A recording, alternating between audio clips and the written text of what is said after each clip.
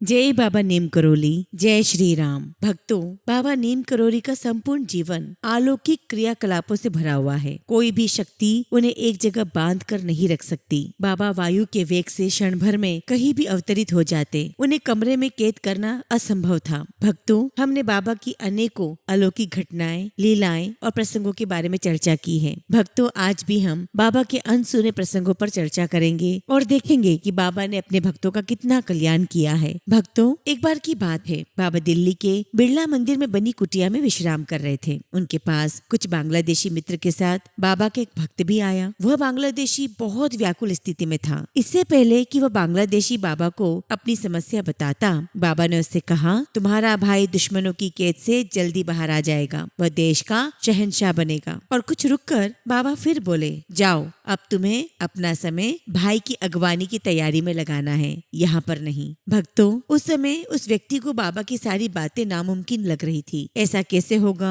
कब होगा, तमाम तरह के सवाल उसके मन में थे, क्योंकि उसका भाई पाकिस्तान के मियाँ वाली जेल की काल कोठरी में कैद था और सरकार ने उसके लिए सजाए मौत का ऐलान कर दिया था। लेकिन बाबा ने उसे आगे सवाल पूछने का मौका ही नहीं दिया और बाहर जाने का इशारा कर दिया। भक्तों, आप जानते हैं बाबा से सवाल करने वाला वह शख्स कौन था? वह आजाद बांग्लादेश के पहले राष्ट्रपति शेख मुजीबुर रहमान का छोटा भाई था। भक्तों, ऐसे अनेकों प्रसंग बाबा के हैं जिन्हें हमने अभी तक नहीं सुना है। ऐसे एक बार की बात है, बाबा शिवानंद के शिष्य निर्मलानंद केची धाम पहुँचे। बाबा का दरबार लगा हुआ था। बाबा ने निर्मलानंद से पूछा, तुमने केची जैसा कोई और स्थान देखा है? निर्मलानंद के मुंह से अचानक से निकल गया, श्रीलंका का कैंडी। केची आश्रम की तरह वहाँ माणिक गंगा प्रवाहित होती है। बाबा ने फिर पूछा, क्यों निर्मलानंद, वहाँ नारियल के बड़े बड़े पेड़ हैं और माणिक गंगा में हाथी स्नान करने के लिए आते हैं? बाबा की ये बात सुनकर निर्मलानंद उनको देखता ही रह गया। उसका मुंह खुला के खुला रह गया। उसने कहा, जी महाराज। जबकि जानकारी के अनुसार बाबा नीम करोली महाराज कभी श्रीलंका नहीं गए थे। वो तो वहाँ बैठे बैठे पूरी दुनिया का हाल ले लेते थे। जैसा कि मैंने आपको पहले भी बताया कि बाबा को कोई भी कमरा कैद नहीं कर सकता।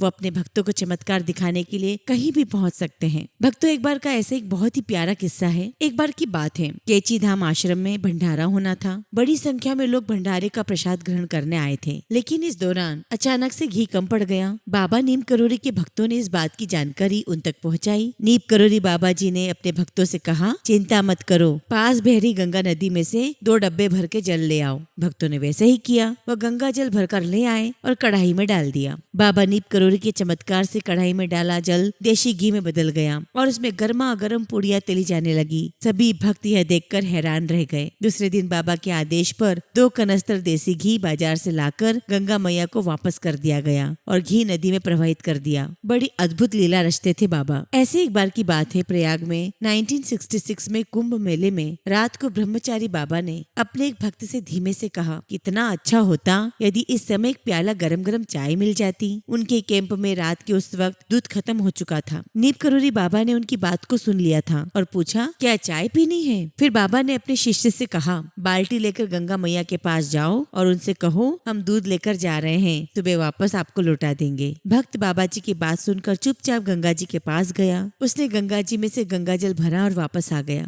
बाल्टी को ढककर रख दिया गया। चाय बनने लगी। फिर दूध निकालने के लिए बाल्टी से ढक्कन हटाया तो बाल्टी में वास्तव में गंगा जल के स्थान पर दूध भरा हुआ था। वहाँ मौजूद सभी लोग बहुत खुश हो गए और सभी ने चाय बनाकर पी और सुबह दूध आने पर 1 बाल्टी दूध गंगा मैया में वापस डलवा दिया गया। भक्तों, बाबा गंगा जल को घी और दूध में ही नहीं बदला करते थे, बल्कि वो तो अपना हाथ हवा में उठाते और भक्तों के कहने पर कई सारी हवा में ही चीजें प्रकट कर दिया करते थे। ऐसी एक बार की बात है, जब बाबा ने अपने घर परिवार का त्याग कर दिया तो बाबा लंबे समय तक यहाँ वहाँ भटकते रहे। बाबा ने प्रारंभ में गुजरात में मोरबी नामक स्थान से लगभग 35 किलोमीटर दूर स्थित एक गांव में एक आश्रम में तब साधना की। उस आश्रम के गुरुजी ने उन्हें एक नया नाम दिया, लक्ष्मण दास। काफी लंबे समय तक बाबा उसी आश्रम में रहे। बाद में आश्रम के महंत ने इन्हें अपना उत्तराधिकारी बना दिया। आश्रम का उत्तराधिकारी बनने के बाद उस आश्रम के अन्य शिष्यों में इस बात को लेकर विवाद होने लगा। अतः बाबा ने उस आश्रम को हमेशा के लिए छोड़ दिया।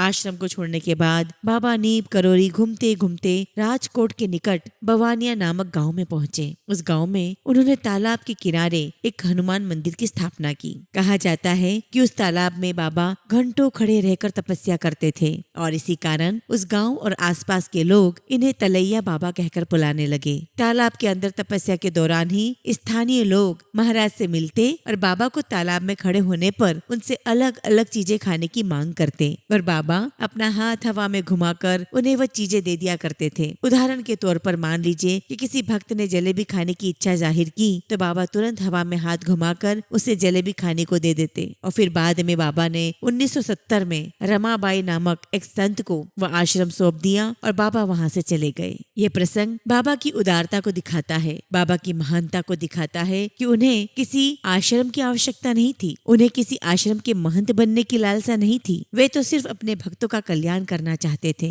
अपने भक्तों में खुशी देना चाहते थे और यही कारण था कि बाबा किसी एक स्थान पर बंद कर नहीं रहे। बाबा के ऐसे अनेकों चमत्कारिक प्रसंग है। एक बार की बात है, नीप करोरी मंदिर परिसर में एक कुआं है जिसे राम सेवक के पिता ने बनवाया था। कहानी कुछ इस प्रकार है। राम सेवक के पिता की कोई संतान नहीं थी। एक दिन बाबा ने एक सेब राम सेवक के पिता को दिया और बोला कि इसे अपनी पत्नी को खिला देना, पुत्र की प्राप्ति हो जाएगी। और भक्तों कुछ महीनों के बाद वाकई में उन्हें पुत्र की प्राप्ति हुई। वे बहुत प्रसन्न थे और धन्य होकर महाराज जी से बोले, महाराज मैं मंदिर परिसर में कुआं खुदवा देता हूँ जिससे लोगों को सुविधा हो जाएगी। लेकिन भक्तों कुएं का पानी खारा निकल आया। राम सेवक के पिता महाराज के पास गए और बोले, महाराज जी मैं आपसे क्षमा चाहता हूँ, कुएं का पानी तो खारा निकल गया। महाराज बोले, इस कुएं में चीनी की बोरियां डलवा दो। जिसके बाद कुएं का पानी अमृत की तरह मीठा हो गया। देखा भक्तों, बाबा कैसे निराले चमत्कार करते थे और हर एक चमत्कार में बाबा का एक ही उद्देश्य था, उनके भक्तों का कल्याण, भक्तों के जीवन में खुशी लाना, उनके चेहरे पर खुशी लाना। और यही उनका एक परम उद्देश्य भी था। बाबा एक महान संत हैं जो आज भी अपने नित नए चमत्कार अपने भक्तों को दिखाते हैं। जिस भक्त की अटूट आस्था बाबा में है,